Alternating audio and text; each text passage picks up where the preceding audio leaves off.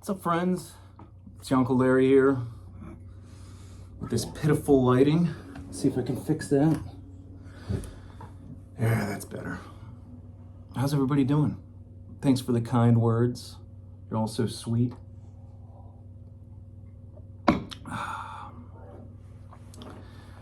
Anyway, it's a good cup of Satchmo.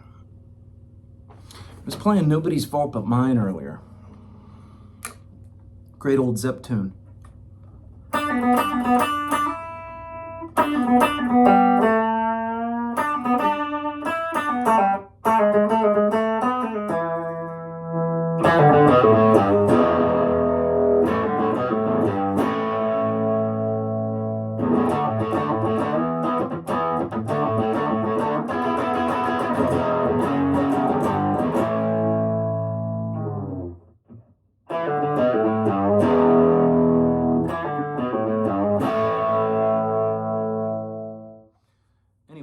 I caught this documentary recently of Jimmy Page. He bought Aleister Crowley's old castle on Loch Ness.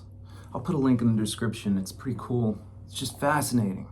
So much otherworldly and paranormal stuff happened there. He couldn't even live in it.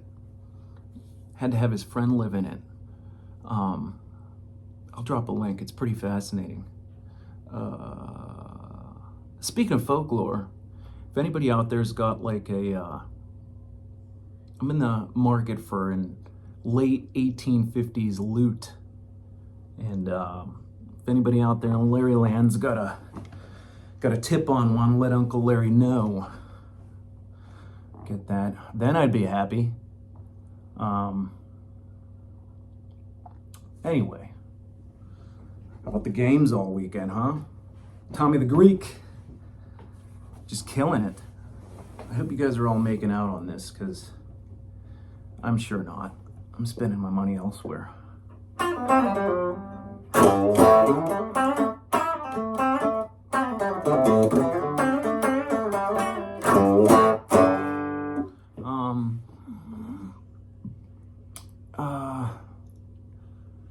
Anyway, Cleveland in the house. We could hop right over to the VCBs. Let's see what I got here. Larry, hey Uncle Larry, when you're playing with the Jim Irsay band, do you ever use a wet-dry setup? Wet-dry, no. That's cool, it has its place. But if I'm using 2 amps, I'm just going full stereo, not wet-dry. I like the way it reverb and delay hit the front end. You gotta set everything different when you're running through loops, and if you've got a dedicated reverb and delay speaker, but no. It's just more things to fail, and old Uncle Larry doesn't need more things that could go wrong. Murphy's Law applies when you're playing live. A few extra cables, I'd fuck it up. But something I've noticed about a lot of guys out there playing the old sports bar, a lot of people rely heavily on a very wet sound. A lot of delay, a lot of reverb. And then again, that's cool. It has its place. But hey bud, I'm doing a video for the people. I'll be out in a minute. It has its place, but I find that it masks a lot of your mistakes, and I think that's why people are using it so heavily. my advice to anybody using heavy delay and reverb and they're just married to it, try turning that shit off every once in a while. And you'll see that, you know, just see how you hold a chord, see what it takes to naturally sustain something, especially fast runs.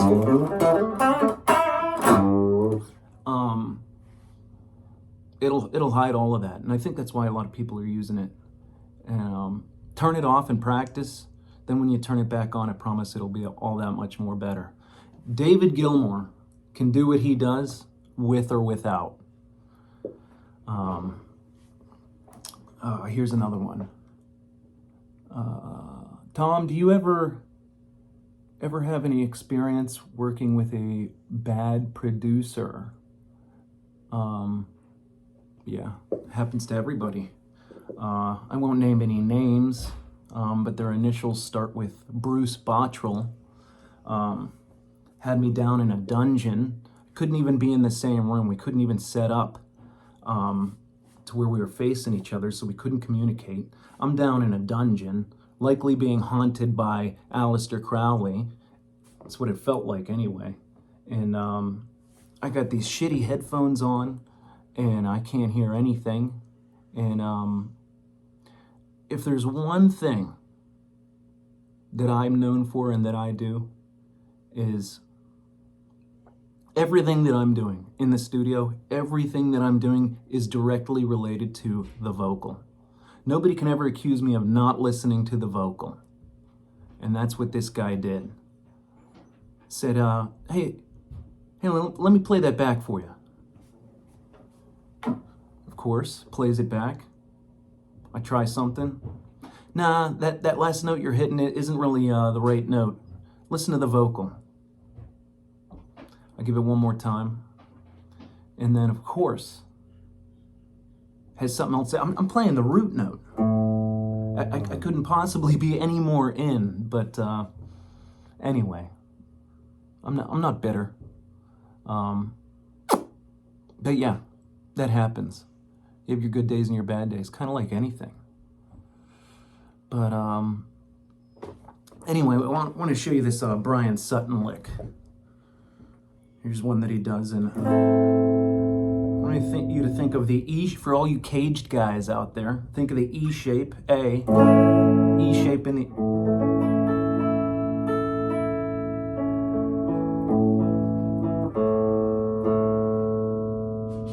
A little out of tune, but that's to be expected for a Sunday morning?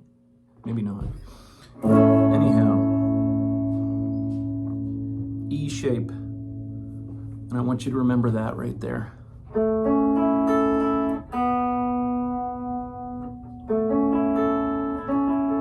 It's all going to be rooted right there on the A. And we're going to go to the third of the A up on the E string. That's 8th fret. And then the B string, 7th fret. And we're going to bend that 7th fret up. And then arpeggiate down.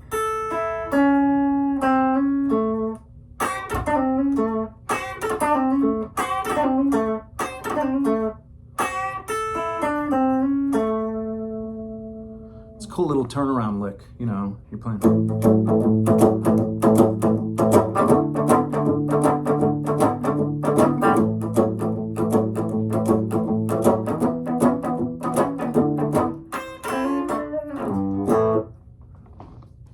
Fucked it up. You'll have that, friends. Anyway, that's it for now. Have a good one.